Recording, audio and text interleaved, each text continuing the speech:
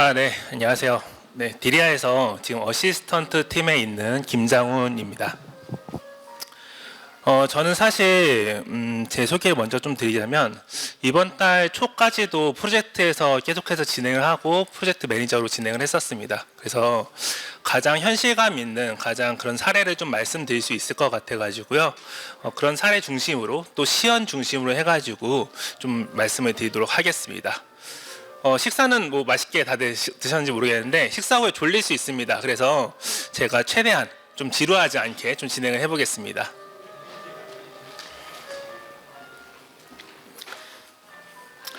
그리고 제가 그 PPT 준비하면서 이번에 준비한 PPT는 그래도 저희가 생성형 AI라고 다 이렇게 세미나에 모여가지고 발표를 하기 때문에 다 AI로 생성한 그림들입니다. 그래서 그 부분도 재미있게 참고해 주시면 좋겠습니다. 생성형 AI의 현재 비전에 현재 지금 진행 상황에 대해서 한번 말씀을 드리고요. 그다음에 프라이빗 AI라는 단어 자체가 좀 익숙하지 않으실 수도 있어요. 이게 좀 익숙하신 분들도 있고 또 익숙하지 않으신 분들도 있을 겁니다. 그 부분에 대해서 좀 설명을 드리도록 하겠습니다. 그리고 시연을 통해 가지고 저희가 프라이빗 AI를 어떻게 구축했는지 또 실제적으로 사이트에서 어떻게 적용할 수 있는지 이 부분을 말씀드리도록 하겠습니다. 또한 저희 부서가 그리고 저희 팀이 가지고 있는 추후의 로드맵이나 이런 것들도 함께 말씀을 좀 드리도록 하겠습니다. 네, 생성형 AI 현재라고 하면 너무 좀 거창한데요. 사실 좀 놀랍습니다. 좀 엔비디아도 어제 그제 발표를 했는데 지금 뭐 사상 최고가를 달리고 있고 사실 현재 모든 관심이 집중되고 있는 AI, 생성형 AI 서비스에 대한 시장을 먼저 좀 얘기를 하고자 합니다. 좀 거시적인 얘기부터 좀 시작해서 좀 이렇게 좁혀나가는 그런 발표를 좀 진행할 텐데요. 어쩌면 먼 시기가 지나고 나서 지금의 저희 시대를 딱 얘기하면서 그때가 AI 변화의 시기였지라고 얘기할 수도 있을 것 같습니다. 엔터프라이즈급 아니면 뭐 대형 빅테크 기업들을 중심으로 해가지고 생성형 AI 서비스 성장은 놀라운 속도로 발전되고 있습니다. 당연하게도 많은 기업들은 지금 이 기회를 놓치지 않고 AI 전략에 막대한 투자를 지금 진행하고 있습니다. 지금 보시는 이 보고서는 볼륨 보고 보고서와 맥킨지 보고서 두 가지를 준비했는데요. 볼륨버그 자료에 의하면 생성형 AI 산업은 향후 10년 동안 연평균 42% 정도 성장할 것을 내다보고 있고 또 맥켄지에서도 생성형 AI가 총 경제적 이익 약 7조 달러를 넘어설 것으로 예상하고 있습니다. 그만큼 AI 시장이 지금 가장 핫하고 또 집중되고 있다는 것들 먼저 말씀을 드리고자 합니다.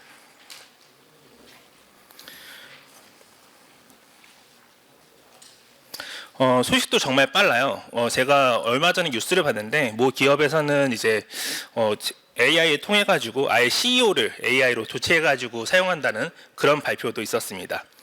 오픈 AI에 얼마 전에 이제 GPT-4를 발표하고 나서 이제 봇에 이제 눈과 귀를 달고 좀 더 비서에 가까운 시기도 지금 되었습니다. 우리의 생활 패턴도 변화시키고 있고 또 변화시킬 것으로 예상되는 AI 도입이 증가되면서 기술에 맞는 변화뿐만 아니라 또 명확한 문제들도 지금 현재 다양하게 나오고 있는 시점입니다. 그래서 이 부분에 대해서 저희 팀과 제가 가지고 있는 생각을 좀 말씀드리고자 합니다.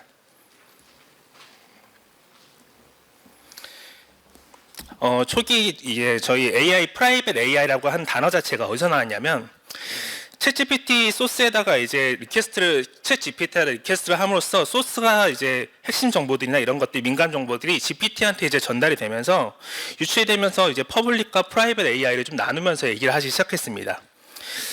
장표와 같이 보면은 기술 혁신에 이제 여러 가지 얘기가 있는데 이 중에 보안, 성능, 뭐 권한, 규제 여러 가지들이 있지만 사실 우리가 대부분 이해하고 또 공감하고 있는 몇 가지 사례들만 좀 보고자 합니다. 첫 번째는 생성형 AI를 통해 가지고 모든 사람이 알고 있듯이 생성형 AI는 할루시네이션이 있습니다.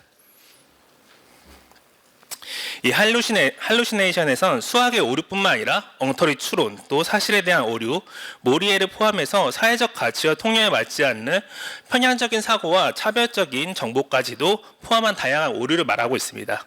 예를 들어가지고 GPT-4를 기준으로 해서 약 8.4% 정도의 할루시네이션을 현재 가지고 있다고 얘기하고 있고, 또 오픈AI의 일리아 수석 그 개발자는 이걸 분명 해결하겠다고 하지만 사실 어디까지 어떻게 해결할지에 대해서는 사실 모호하게 답변이 정확하게 되고 있지 않은 상황입니다. 할루시네이션이 개발하셨던 분들은 아시겠지만 사실 굉장히 어려운 부분이기도 합니다. 사실 이 부분이. 그래서 이 할루시네이션 중에서도 가장 어려운 부분이 이제 스테레오타이핑이라고 하는 고정관념에 대한 부분들이 가장 어렵습니다. 이건 이제 뭘 얘기하냐면 차별적인 응답을 얘기하고 있습니다. 이는 예를 들면은 저희가 CEO는 뭐 멋진 백인 남성으로 뭔가 소개가 된다던가, 아니면은 간호사는 무조건 여성이 등장을 한다던가, 뭐 이런 편향적인 사고든 방식을 얘기하게 되는데요. 이런 부분들이 이미 인터넷에 있는 컨텐츠들로 학습을 했기 때문에, 또 모델의 결과이기 때문에 이걸 단기간에 편향이 없는 AI를 기대하기는 사실 어렵습니다. 이를 해결할 수 있는 방법은 결과적으로 사용자의 피드백, 그리고 정보 수신자의 참여, 이 부분이 가장 핵심적인 요소라고 볼 수가 있습니다. 또한 여기서 이제 경고성에 대한 얘기를 안 할 수가 없습니다. 계속해서 프롬프트를 개선해가지고 위험한 영역의 질문을 회피하는 어떤 그런 부분을 원칙을 지키고자 하는 부분이 있지만, 사실 프롬프트 인젝션은 지금도 현 상황에도 가장 많이 나타나고 있는 부분입니다. 예를 들어가지고 민감 정보나 아니면 피할 수 없는 그런 정보들이 나타나게 되는 이런 정보들을 얘기하고 있는데요. 뉴욕 타임스의 기자인 케빈 루스가 빙챗에서 2시간 정도 이제 챗GPT를 사용하다 보니까 그때부터는 정말 기이한 답을 내기가 시작했습니다. 이런 소스도 있고, 또한 Do Anything Now라고 해서 댄 모드라고 해서 GPT 탈옥 모드, 아마 써보신 분들도 계실 텐데, 이 탈옥 모드라고 하면 굉장히 민감한 정보나 아니면 어떠한 대답도 하게 되는 그런 것들도 약간 회피형 프롬프트로 지금 사용되고 있습니다. 이 부분은 사실 계속해서 수용되고 있지만 이 경고성을 계속해가지고 앞으로도 도전을 받게 될 것입니다. 이 부분은 심각한 안전성이나 아니면 위험에도 나타나게 될 여지가 있습니다. 사실 여기에 있는 다른 부분들도 다 이 위험성을 나타내고 있는 부분이지만, 제가 가장 주목하고 있는 부분, 그리고 우리가 함께 좀 더 딥하게 좀 볼 부분은 에너지 부분입니다. 저는 에너지 부분에 좀 더 집중을 해서 에너지 부분으로 좀 설명을 드리고자 합니다.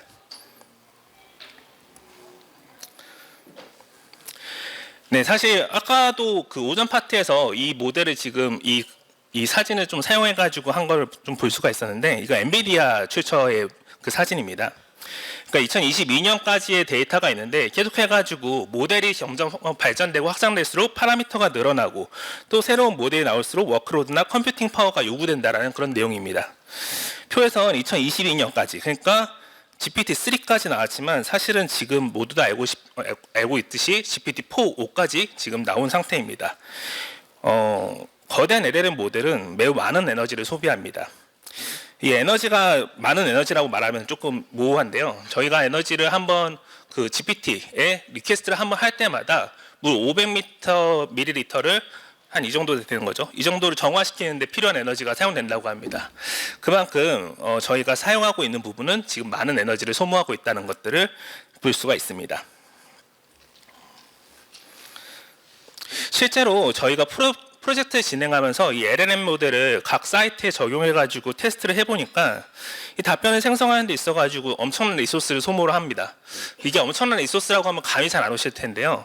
사실 LLM을 사용한 것도 아니었어요. 그 SLLM이라고 해가지고 소형 모델을 저희가 학습시켰는데도 불구하고 엄청난 GPU 퍼포먼스, 그 다음에 엄청난 또 메모리, 이런 것들을 다 요구사항으로 받을 수가 있었습니다. 사실 저희가 다큐먼트 10,000건, 한 10만 건 이 정도 학습하는데도 그 정도의 모델, 그 정도의 시간이 소요됐다는 건 굉장히 에너지가 많이 소모되는 작업이라는 거죠.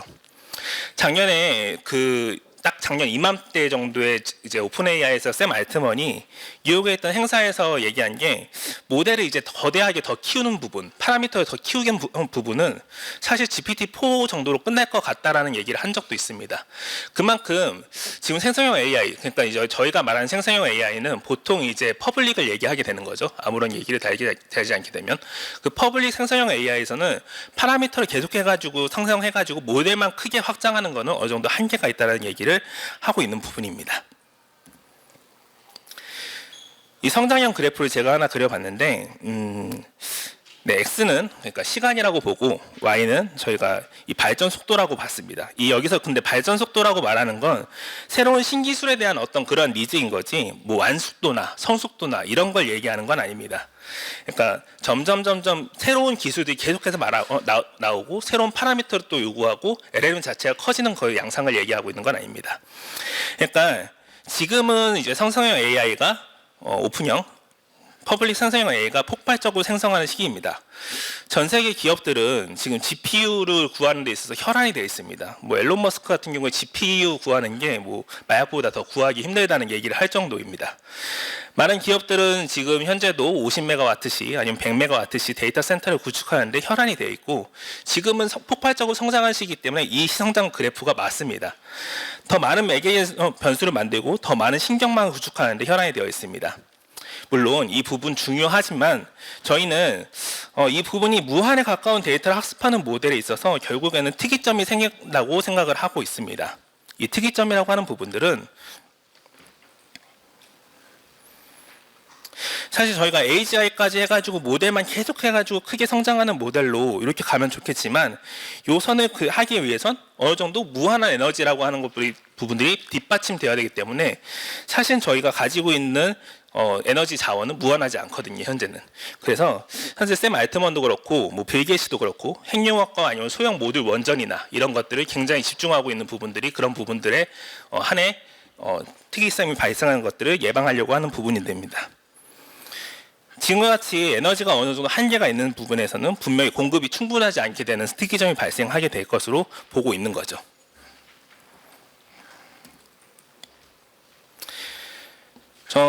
전 그래서 실제로 이 파란 그래프가 좀 더 맞다라고 생각을 하고 있고요. 이게 지금 특이점이 거의 왔다라고 지금 저는 보고 있습니다. 자, 그러면 이제 프라이빗 AI에 대해서 얘기를 해보도록 하겠습니다. 일단 저희가 아까 제가 앞서 얘기한 것처럼 생성형 AI라고 지금 저희가 얘기하는 것들은 보통 퍼블릭을 얘기하게 되는 게 맞습니다. 뭐 챗 GPT나 아니면은 뭐 빙 서비스, 뭐 제미나이 뭐 이런 것들을 기본적으로 얘기하게 되는데 이미 저희는 이거를 업무에 적용해 가지고 사용하고 있습니다. 많은 솔루션이나 어플리케이션들, 서비스는 사실 새로운 퍼블릭 AI 생성형 서비스에 API를 붙이고 거기서 리퀘스트해서 받아내서 프롬프트를 좀 더 더하는 형태, 이런 형태로 지금 서비스를 하고 있습니다. 거기에 조금 더 발전되면 그림이나 영상이나 뭐 이런 것들을 리퀘스트하고 그것도 받아내는 형태로 지금 서비스를 하고 있죠. 당연히 퍼블릭 생성형 AI 서비스를 이용한 대형 LLM 서비스가 당연히 중요하고 이 부분이 큰 영역이라고 생각을 하고 있습니다. 또 이 부분이 무한하게 발전할 것이라고 하는 것들을 의심하는 것이 아닙니다. 다만 앞서 설명드린 퍼블릭 AI의 약점을 약간 보완하고 또 다른 목적에 의한 목적의 차이점을 좀 있도록 프라이빗 AI 또한 성장하는 그 그래프를 좀 그 성장형을 좀 말씀을 드리고자 합니다. 여기 보시면 사실 이 네 가지 목적의 차이점을 좀 집중해 가지고 제가 한번 만들어 봤는데요. 일단 모델의 차이점이 있습니다. 퍼블릭 같은 경우에 가장 큰 LLM 모델을 기준으로 하고 있고 프라이빗 같은 경우에 요즘 SLM이나 아니면 SLLM이라 가지고 좀 소형화되어 있는 그런 파라미터를 가진 그 언어 모델을 사용 중에 있습니다. 또한 그 사용하고자 하는 사용자도 좀 다릅니다. 일반 소수의사자 같은 경우는 퍼블릭을 더 많이 사용할 거고요. 아니면 사이트나 아니면 특정한 목적을 가진 사용자들은 프라이빗이 좀 더 어울리는 형태가 맞습니다. 또한 데이터도 공개된 데이터나 비즈니스 데이터 뭐 이런 것들은 공개된 데이터나 아니면 모두가 얻을 수 있는 정보들은 사실 퍼블릭이 더 맞지만 민감형 데이터나 아니면 사이트에 특화된 데이터들 어떤 좀 더 프라이빗한 데이터들은 프라이빗 AI가 현재 더 맞다라는 그런 것들을 볼 수가 있습니다. 또한 당연히 네트워킹적으로도 당연히 퍼블릭과 네트워크 프라이빗 차이가 있습니다. 이 퍼블릭 AI와 프라이빗 AI는 뭐 어느 것이 더 좋고 낫고 뭐 이런 것들이 아니라 상호 보완적인 특징을 좀 가지고 있다라고 말씀을 드릴 수가 있을 것 같습니다.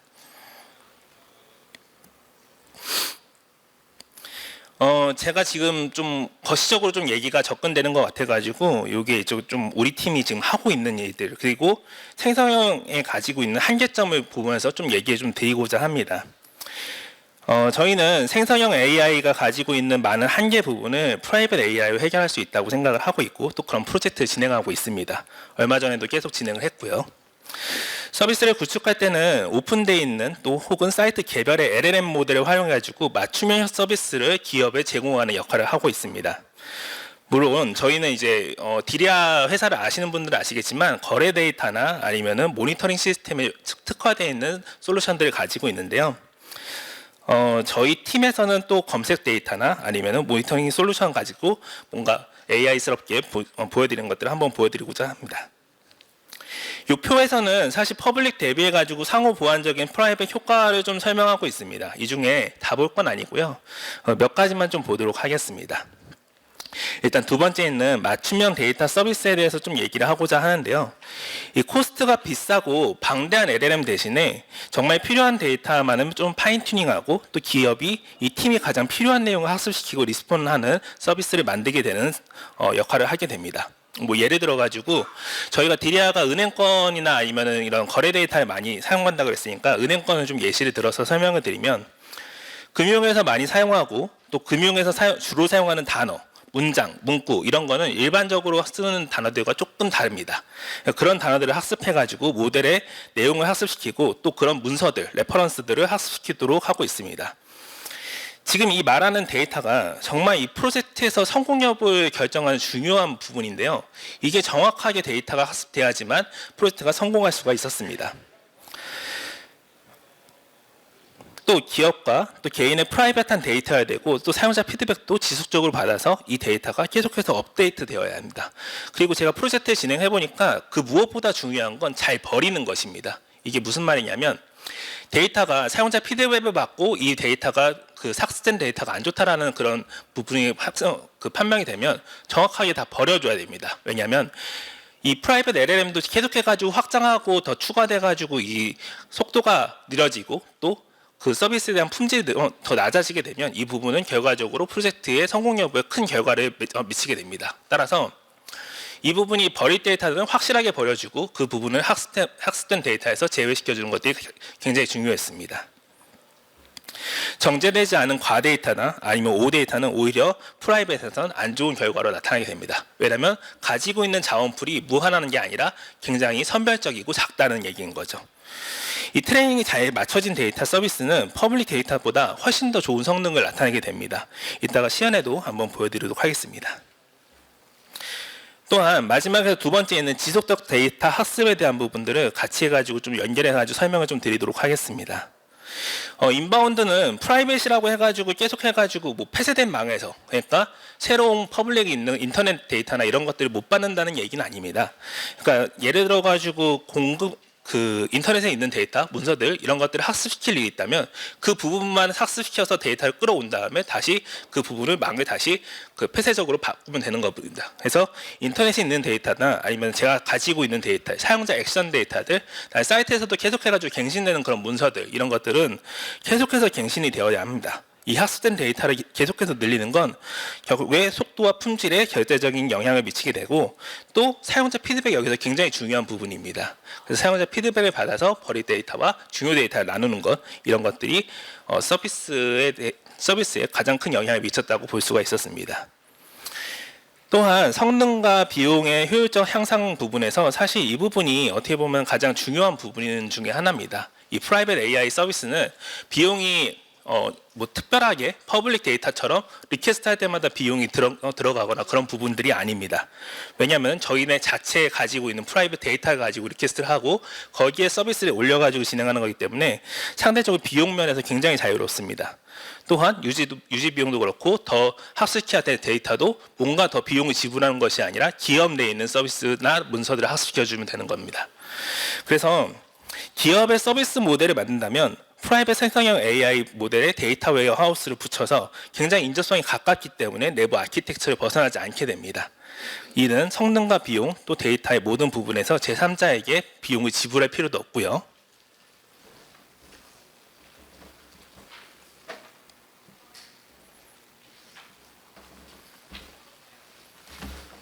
저 화면이 예, 됐습니다. 제3자에게 비용을 지불할 필요도 없고요. 이 데이터를 가지고 보안적으로 염려할 필요도 없습니다. 그러면 제가 시연을 한번 보여드리면서 좀 설명을 좀 드리도록 하겠습니다. 시연은 이렇게 진행을 하겠습니다. 저희가 네 가지 시연을 순서대로 좀 보여드리고자 하는데요. 첫 번째는 일반적인 프롬프트를 이용해가지고 퍼블릭, 그러니까 요즘에 이제 GPT죠. GPT한테 질의해가지고 답변을 한번 얻어보고요. 또 프라이빗 생성형 AI, 여기선 저 같은 경우에는 라마를 사용했는데 이 라마 LLM을 사용해가지고 일단 한번 던져보고 답변을 한번 얻어보도록 하겠습니다. 예상되는 결과는 굉장히 엉뚱한 답변이 오는 것으로 예상이 되죠. 왜냐하면 파인튜닝이나 이런 것들 전혀 하지 않고 그냥 있는 7비짜리 LLM을 가지고 라마로 학습시킨 데이터를 가지고 거기다 질의하는 부분이기 때문에 굉장히 평범하고 이상한 데이터가 올 겁니다. 또한 내부 문서와 용어들, 두 번째에서는 내부 문서와 용어들 학습시킨 프라이빗 데이터, 그러니까 파인튜닝이 완료된 데이터에다 그쪽에다 질의를 해가지고 답변을 한번 얻어보겠습니다. 훨씬 더 앞선 데이터보다 좋은 결과를 얻을 것이 예상이 되고요. 세 번째로는 데이터 자체가 좀 잘못 학습된 거, 그러니까 용어 정리가 좀 잘못된 것들을 학습시켰을 때 어떻게 답변이 오는지 이런 것들을 한번 보도록 하겠습니다. 네, 그리고 마지막으로 이제 RAG로 레그로 이제 모델 답변과 함께 내부 문서를 함께 제공해가지고 벡터화한 데이터를 가지고 레그까지 해서 할루시네이션을 방지하고 답변 만족도가 높은 답변을 얻는 것을 한번 시도해 보도록 하겠습니다. 이렇게 네 가지를 진행할 건데요. 지금부터 보시는 화면은 이따 이제 저희가 개발한 화면은 저희 가지고 있는 검색 솔루션에서 화면만 잠깐 좀 띄워왔습니다. 저희가 이 시연을 위해서 화면만 잠깐 띄워가지고 보여드리는 거라고 보시면 되고, 이 부분은 저희 막내들이 막 그렇게 좀 만들었는데 조금 그렇게 이쁜 형태는 아닙니다. 그걸 감안해가지고 좀 봐주시면 감사드리겠습니다. 그럼 첫 번째 시연부터 진행을 좀 해보도록 하겠습니다.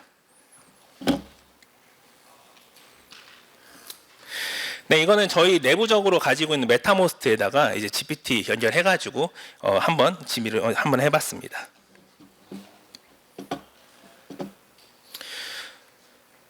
네, 질의 프롬프트는 다 동일합니다. 다 동일한데요. 이렇게 물어본 겁니다.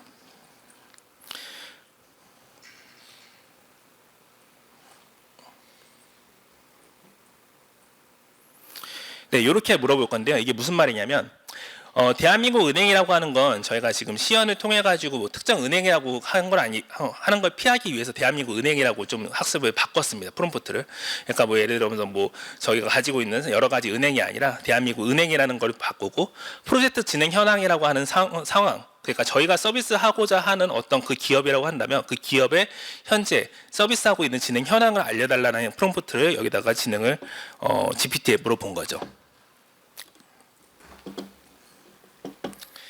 GPT는 이 부분에 대해서 정확한 답변을 할 수가 없는 게 사실입니다. 왜냐하면 첫 번째는 대한민국 은행 프로젝트라고 하는 그 부분들도 약간 지금 변조가 됐기 때문에 모르는 거고, 또한 진행 현황을 알 수가 없습니다. 왜냐하면은 저희 내부 문서나 아니면 프라이빗한 정보인데 이게 공개되어 있는 데이터로 되어 있는 게 아니기 때문에 이 질문에 대한 답변을 할 수가 없는 부분이죠.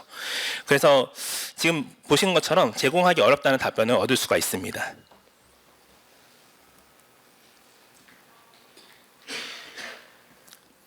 네, 두 번째는 제가 아까 말씀드린 바와 같이 저희가 라마를 사용해가지고 7B 모델을 좀 사용했습니다. 가장 작은 소형 모델입니다. 그 모델이 소형 모델이기 때문에 검색 결과가 상당히 안 좋을 것으로 예상되는 그 질문에다가 리퀘스트를 한번 해보도록 하겠습니다. 프롬프트는 동일합니다. 대한민국 은행에 대한 프로젝트 현황을 알려달라는 질의를 똑같이 진행해 보도록 하겠습니다.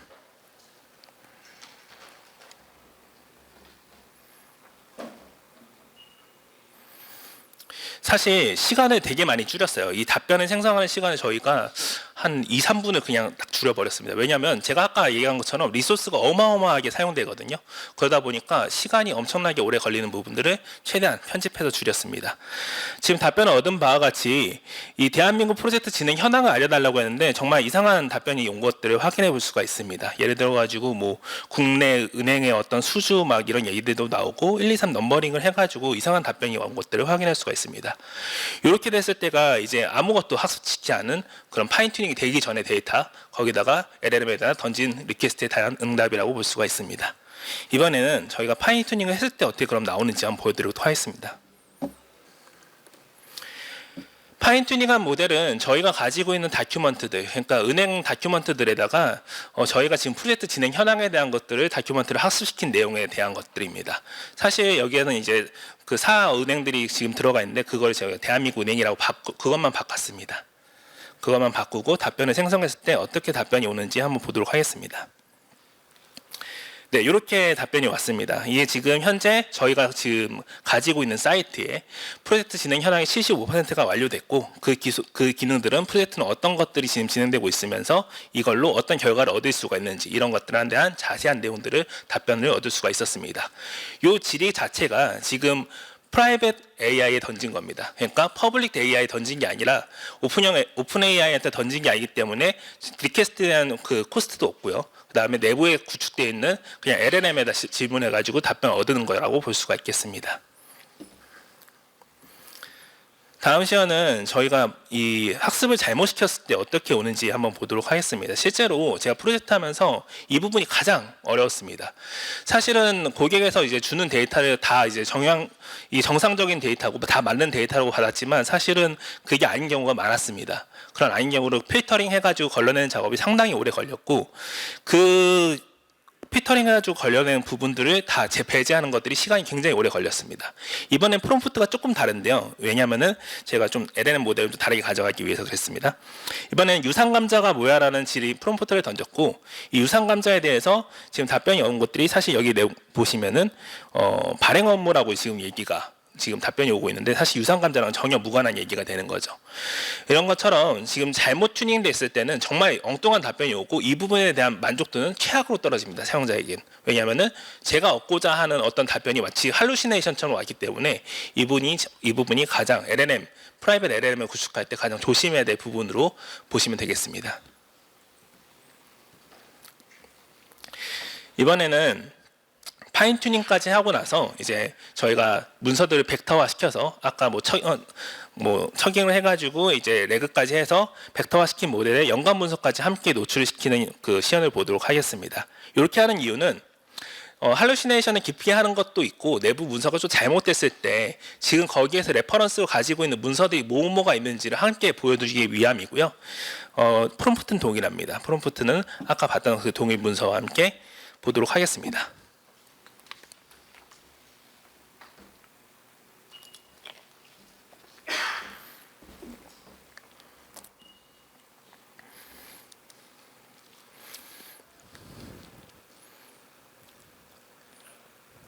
네, 프롬프트는 동의합니다. 우리나라 대한민국의 프로젝트 진행 현황을 알려줘라고 해서 답변을 받았는데 이 답변은 아까 그 앞서 봤던 답변하고는 사실 조금 다릅니다. 내용이 조금 이렇게 좀 작게 표현됐기 때문에 좀 보시기가 어려웠을 텐데 LLM이기 때문에 당연히 모델 답변은 항상 다릅니다. 질문할 때마다.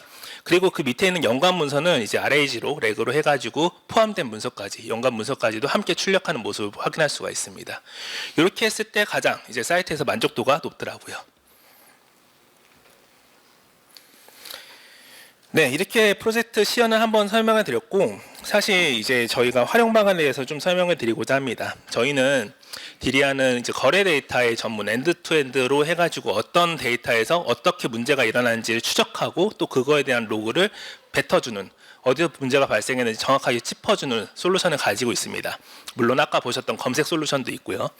그 검색 솔루션과 그 추적 시스템 솔루션에서 이 AI를 활용해가지고 프라이빗 AI를 활용해가지고 어디 시스템에서 발생했고 그 시스템에서 어떤 데이터를 보여줄 수 있는지 뿐만 아니라 거기다가 직접적으로 명령어를 어떤 것들을 지금 문제가 일어났고 그 문제가 어떻게 하면 해결할 수 있는지까지도 제공해 드릴 수가 있습니다. 예를 들면 어디서 특정한 부분의 디바이스에서 OOM이 났다. 그러니까 아웃 오브 메모리가 났다 하면 그 아웃 오브 메모리에 대한 처리까지도 저희가 보여드릴 수가 있는 거죠. 예를 들면은 그 프로세스를 줄여가지고 다시 살려야 된다. 이런 답변을 줄 수도 있고 또한 그 프로세스의 램을 좀 더 할당해가지고 안정적인 그런 운영을 되게 한다. 이런 것들도 함께 답변을 줄 수 있습니다.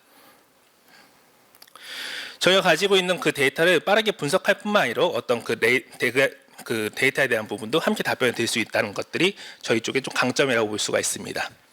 또한 로그 통합 모니터링에서 어디가 한꺼번에 모니터링으로 볼 수 있는 그런 화면까지도 준비를 해봤습니다. 이게 지금 보셨던 엔드투엔드, 그러니까 처음부터 시작해서 끝까지 있는 데서 어디가 문제가 있는지 이렇게 색깔로 표시가 되고 그 부분이 어디가 좀 더 이렇게 명확하게 볼 수 있는 그런 장표까지도 준비되어 있습니다. 그래서 그 장표를 클릭하고 하면은 그 부분 상세적으로 들어가서 그 서비스에 종속되어 있는 어떤 웹이나 와스 혹은 DB 이런 식으로도 특정하게 알려줄 수 있는 부분들까지도 저희 솔루션은 제공하고 있습니다.